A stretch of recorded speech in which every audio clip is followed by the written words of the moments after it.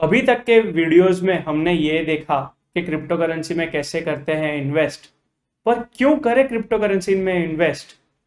ये वीडियो में मैं इसी का जवाब दूंगा। सो ये वीडियो आखिरी तक देखिए। Hello crypto heads, welcome to crypto TLF. मैं हूं विशाल और चलते हैं हम सीधा वीडियो पे। तो पहले समझते हैं क्रिप्टो करेंसी है क्या। क्रिप्टो करेंसी डिजिटल करेंसी है जो क्रिप्टोग्राफी से सिक्योर्ड है और इसी वजह से वो उसकी डुप्लीकेट कॉपी नहीं बन सकती और डबल स्पेंड भी नहीं हो सकता।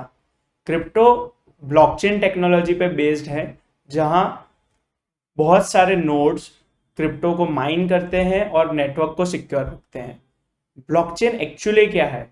जैसे अभी मैं बात करूंगा बिटकॉइन के बारे में। तो बिटकॉइन फर्स्ट 2009 में पब्लिकली आया था, जब उसका माइनिंग स्टार्ट हुआ था। अब ब्लॉकचेन में होता क्या है, जैसे कोई भी ट्रांजेक्शन्स होते हैं बिटकॉइन में, तो वो सारे ट्रांजेक्शन्स एक ब्लॉक में लिखे जाते हैं। और जैसे बिटकॉइन में ब्लॉक टाइम है 10 मिनट्स, तो जितने ट्रांजेक्शन्स होंगे वो एक ब्लॉक में राइट होंगे।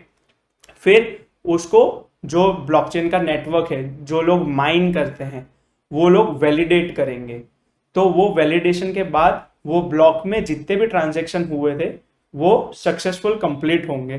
फिर नेक्स्ट 10 मिनट्स के लिए बाद में नया ब्लॉक आएगा जिसमें नए ट्रांजेक्शन होंगे। तो ब्लॉक चेन यानी ब्लॉक्स की एक चेन बनती जाती है। तो वो सारे ट्रांजेक्शन्स उसमें स्टोर होते हैं। तो आज भी मुझे अगर 2015 2014 कभी का भी कोई ट्रांजेक्शन्स देखने हो तो मैं देख सकता हूँ, बिकॉज ये पब्लिकली अवेलेबल रहता है। और ये सारा नेटवर्क जितने भी माइनर्स हैं वो सिक्योर करते हैं।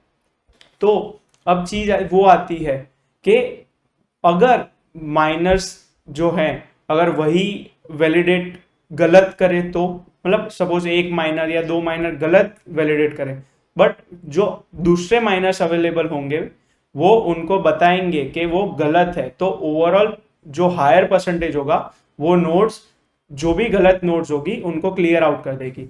तो अभी मेरे पास जितने बिटकॉइन है मैं उतने ही स्पेंड कर सकता हूँ, बिकॉज वो अगर मैंने जैसे 2010 में स्टार्ट किया होता तो मेरा 2010 से जितना भी ट्रांजेक्शन है वो वॉलेट में वो कंसिडर किया जाएगा। तो जैसे अभी बिटकॉइन में ब्लॉक टाइम तो 10 मिनट्स है, अभी ब्लॉक रिवॉर्ड हो गया है 6.25 बीटीसी पर ब्लॉक। हर 4 साल पे ये ब्लॉक रिवॉर्ड आधा हो जाता है। और आधे होने पे अब आप ऐसा कह सकते हैं जैसे बिटकॉइन माइनिंग कॉस्ट तो बढ़ रही है, बिकॉज हार्डवेयर कॉस्ट बढ़ती है और ये सब। तो कोई भी क्रिप्टो करेंसी अगर आप प्रॉपर रिसर्च करें तो सप्लाई डिमांड पे ज़्यादा चलती है। तो जैसे बिटकॉइन की मैक्स सप्लाई है 21 मिलियन कॉइन्स, जिसमें से 19 मिलियन कॉइन्स जितने माइन हो चुके हैं, यानी 90% माइन हो गया है, बाकी का बचा 10%। बट वो 10% भी अगर आप अपने सोचे तो 2140 यानी अभी से 100 साल तक माइन नहीं होंगे, मतलब धीरे धीरे माइन हो रहे। पहले ब्लॉक रिवॉर्ड ज्यादा था, बट हर 4 साल पे ये डिक्रीज हो रहा है, इसलिए ब्लॉक रिवॉर्ड कम होता है। तो बिटकॉइन एक स्कैर्स यूनिट है और सामने जैसे इन्फ्लेशन बढ़ रहा है वो सब बढ़ रहा है। तो इसमें इन्वेस्ट करने से आपकी मनी सिक्योर कर सकते हैं फ्यूचर के लिए। तो यहाँ हम देखते हैं बिटकॉइन ने क्या रिटर्न दिया है जब से वो मार्केट में आया है, मतलब जब से वो स्टार्ट हुआ है। तो मुझे जहाँ से डेटा मिला है वो 2010 से डेटा मिला है। तो बिटकॉइन तब 2010 में लोएस्ट वैल्यू थी 0.003 डॉलर्स और उसका हाई था 0.3 डॉलर्स। अब उसका अगर 2010 में इन्वेस्ट किया होता, मतलब जस्ट जो आपके पास स्पेयर मनी पड़ा हो वो, तो आज के डेट की वैल्यू के हिसाब से वो 100 करोड़ परसेंटेज हो गया होता। और अगर हाई की बात करें, जब वो बिटकॉइन 69,000 पे था, तब के हिसाब से वो 200 करोड़ परसेंटेज हो सकता था। बट चीज वो भी है कि 2010 में कौन ब्लॉकचेन या बिटकॉइन कौन इन्वेस्ट करे, मतलब वो तो अर्ली स्टेज वाले होते हैं। बट जो क्रिप्टो करेंसी है वो 2017 से तो काफ़ी मार्केट में चर्चित हो गई है। मतलब लोग जानते हैं कि क्रिप्टो करेंसी है, वो है, इसमें इन्वेस्ट करना चाहिए।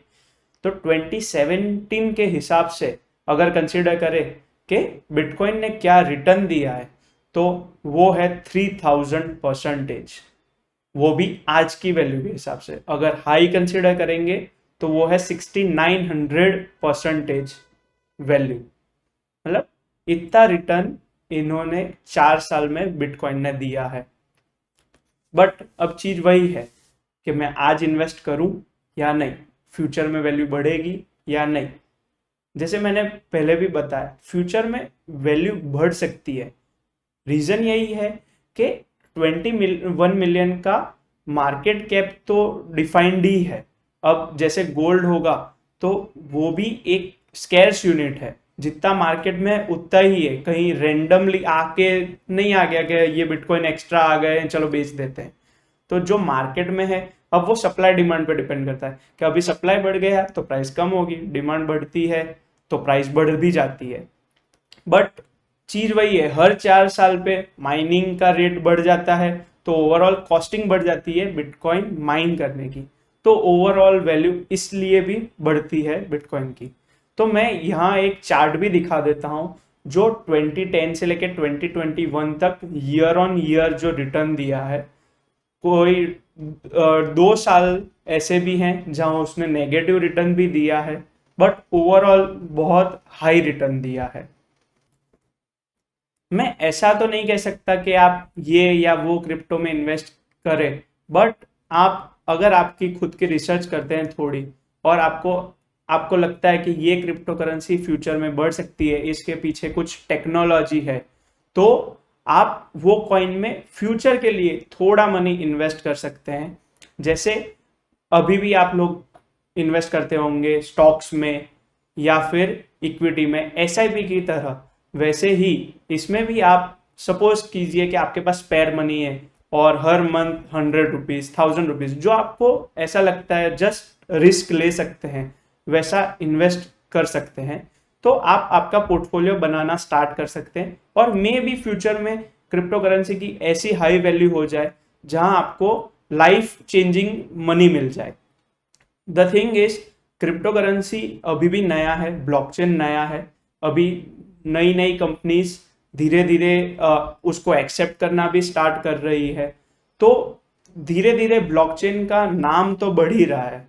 तो ऐसा ही है कि आप फ्यूचर के लिए इन्वेस्ट कर रहे हैं जहां मे बी वैल्यू काफी हाई हो जाएगी, या फिर आप बीच में से भी निकल सकते हैं, तो आप उसमें से एग्जिट भी ले सकते हैं। तो मैं इसी तरह फ्यूचर में भी क्रिप्टो करेंसीज पे और दूसरी करेंसीज पे भी वीडियो बनाता रहूंगा, और ये वीडियो यहीं पूरा होता है। तो आ गया है क्रिप्टो टीएलएफ का क्रिप्टो वर्ल्ड डिस्कॉर्ड पे भी, लिंक मैंने डिस्क्रिप्शन में दी है, जहां आप क्रिप्टो कम्युनिटी ज्वाइन कर सकते हैं। अगर आपको ये वीडियो अच्छा लगा हो तो ये वीडियो को शेयर करना, लाइक देना और मेरे चैनल को सब्सक्राइब भी कर देना। और आपको वो तो पता ही है ना, वो नोटिफिकेशन बेल भी दबा देना।